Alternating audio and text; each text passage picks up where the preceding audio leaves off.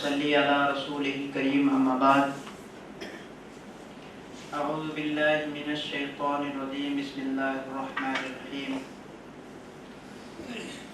لا اکراہ فی الدین قد تبین الرشد من الغی صدق اللہ العظیم صلو علی الحبیب اللہم صلی علی سیدنا و مولانا محمد بارک سلیم صلاۃ و سلام علیک یا حبیبی یا رسول اللہ صلی اللہ علیہ وسلم۔ کچھ سننے اور سنانے سے پہلے میں صدر محترم امان اہل سنت سے گزارش کروں گا اور ان سے اپنے موضوع پہ کچھ بولنے کی اجازت چاہوں گا۔ پیارے دوستوں اور بزرگوں، میرا موضوع ہے اسلام میں غیر مسلموں کے حقوق۔ شرف انسانیت کا علمبردار دین اسلام ہر فرد کے ساتھ حسن سلوک کرنے والے دین میں کوئی ایسا اصول یا ضابطہ روا نہیں رکھا گیا ہے جو شرف انسانیت کے منافی ہو۔ اسلامی معاشرے میں اقلیتوں اور غیر مسلموں کے حقوق کی کتنی اہمیت ہے، اس کا اندازہ نبی پاک صلی اللہ تعالیٰ علیہ وسلم کے اس قول مبارک سے ہوتا ہے۔ اللہ کے پیارے نبی صلی اللہ تعالیٰ علیہ وسلم ارشاد فرماتے ہیں الا من ظلم معاہدا او انتقصه او کلفه فوق طاقته او اخذ منه شيئا بغیر طیب نفس فانا حجیجها یوم القیامہ۔ کہ لوگ سن لو کہ جس کسی نے کسی معاہد پر ظلم کیا یا اس کا مال غصب کیا یا اس کی طاقت سے زیادہ، اس کی قدرت سے زیادہ اس کو مکلف بنایا یا اس کی اجازت اور اس کی رضا کے بغیر اس کی کوئی چیز لے لی، تو قیامت کے دن میں اس کی طرف سے لڑوں گا۔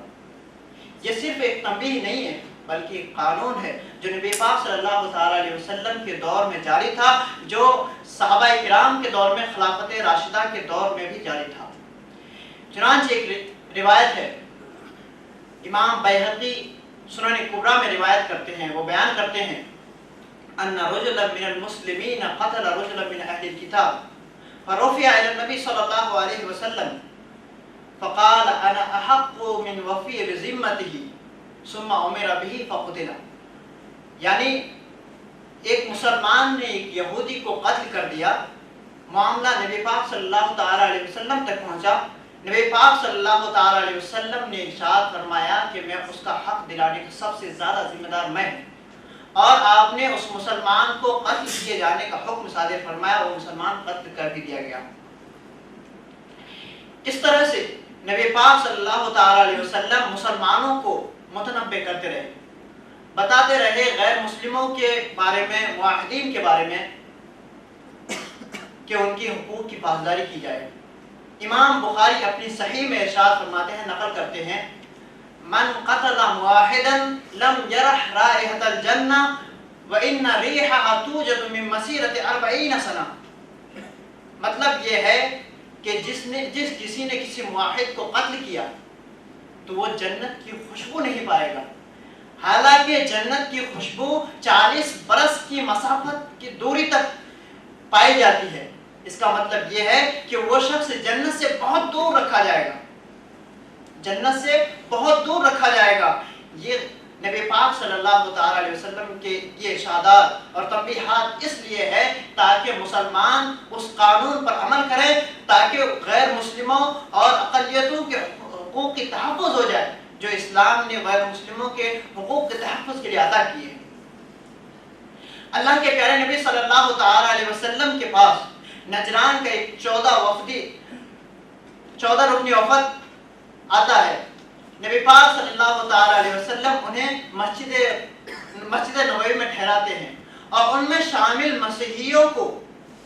اجازت دیتے ہیں کہ وہ اپنی نماز اپنے طریقے پر مسجد نبوی میں ادا کریں۔ ان لوگوں نے مشرق کی جانب رخ کر کے اپنی نماز ادا کی۔ یہ معاملہ، یہ برتاؤ نبی پاک صلی اللہ تعالیٰ علیہ وسلم کا اہل کتاب کے ساتھ تھا۔ اب مشرکین اور بت پرستوں کے ساتھ نبی پاک صلی اللہ تعالیٰ علیہ وسلم کا کیا معاملہ ہے، آئیے اس پر ایک نظر ڈالتے ہیں۔ نبی پاک صلی اللہ تعالیٰ علیہ وسلم اور صحابہ کرام پر ہجرت سے پہلے کتنے مظالم ڈھائے گئے، کتنے ظلم کیے گئے، کتنی اذیتیں دی گئی، لیکن جب فتح مکہ ہوتا ہے تمام لوگ موجود ہیں. حضرت سعد بن عبادہ رضی اللہ تعالی عنہ ابو سفیان کو مخاطب کر کے کہتے ہیں کہ ابو سفیان، تم لوگوں نے ہم پر بہت ظلم کیے، اتنا ظلم کیا تم لوگوں نے، اتنی اذیتیں دی، اتنی تکلیفیں دی کہ ہمیں وطن عزیز کو الوداع کہنا پڑا، چھوڑنا پڑا. آج ابو سفیان الیوم یوم الملحمہ، سن لو ابو سفیان، آج بدلے کا دن ہے. یہ بات جب نبی کریم صلی اللہ تعالی علیہ وسلم تک پہنچتی ہے، جب یہ بات نبی کریم صلی اللہ تعالی علیہ وسلم کی کانوں تک پہنچتی ہے تو وہ غصہ ہو جاتے ہیں اور ناراض ہو جاتے ہیں، اور اسلامی جھنڈا ان کے ہاتھ سے لے کر حضرت قیس کو دے دیتے ہیں جو ان کے بیٹے ہیں، اور کہتے ہیں یا اے سعد، الیوم یوم المرحمہ، آج بدلے کا دن نہیں ہے، آج عفو درگزر کا دن ہے، آج رحمت کا دن ہے، آج معاف کر دینے کا دن ہے. اس کے بعد اللہ کے پیارے نبی صلی اللہ تعالی علیہ وسلم نے تمام مخالفین کو مخاطب کر کے ارشاد فرمایا، بتاؤ میں آج تمہارے ساتھ کیسا معاملہ کروں گا. تو تمام لوگوں نے کہا کہ جس طرح حضرت یوسف علیہ الصلوۃ والتسلیم نے اپنے خطا کار بھائیوں کو بخش دیا تھا، وہی توقع، وہی امید ہم بھی آپ سے لگائے ہوئے ہیں. حضرت اللہ کے پیارے نبی صلی اللہ تعالی علیہ وسلم نے اس موقع پر وہی الفاظ دہرائے جو حضرت یوسف علیہ السلام نے اپنے بھائیوں کے لیے کہا تھا، اور ارشاد فرمایا لا تثریب علیکم اليوم اذهبوا فانتم الطلقاء، کہ آج تم پر کوئی ملامت نہیں ہے، چلے جاؤ، آج تم سب آزاد ہو. اللہ کے پیارے نبی صلی اللہ تعالی علیہ وسلم کے سب سے بڑے دشمن ابو سفیان کے بارے میں، ابو سفیان کے لیے اللہ کے پیارے نبی صلی اللہ تعالی علیہ وسلم نے ارشاد فرمایا من دخل دار ابی سفیان فهو آمن، جو ابو سفیان کے گھر میں داخل ہو جائے تو وہ مامون ہے. یہ نبی کریم صلی اللہ تعالی علیہ وسلم کا معاملہ مشرکین اور بت پرستوں کے ساتھ تھا. اسلام میں قانون کے نفاذ میں قانونی اعتبار سے غیر مسلموں اور اقلیتوں کو کیا حقوق ہے. حضرت امام ابو یوسف اپنی شورا افاق تصنیف کتاب الخراج میں ارشاد فرماتے ہیں کہ عہد نبوی اور خلفائے راشدین کے دور میں یہ قانون کا حصہ تھا کہ مسلمان اور غیر مسلم اقلیتی لوگ جو ہیں ذمی لوگ، وہ دونوں برابر کے درجہ رکھتے ہیں. اس لیے نبی پاک صلی اللہ تعالی علیہ وسلم نے اس مسلمان کو قتل کرنے کا حکم دیا جو ایک غیر مسلم کو ذمی کو قتل کر دیا تھا. اس کے بے شمار نظائر عہد صحابہ اور خلفائے راشدین کے دور میں بھی ملتے ہیں. حضرت علی رضی اللہ تعالی عنہ کے پاس ایک معاملہ آیا کہ ایک مسلمان نے ایک یہودی کو قتل کر دیا تھا. حضرت علی رضی اللہ تعالی عنہ کے پاس سارے شواہد موجود تھے، اس لیے حضرت علی رضی اللہ تعالی عنہ نے اس مسلمان کو قتل کیے جانے کا حکم دیا. لیکن قاتل کے ورثاء نے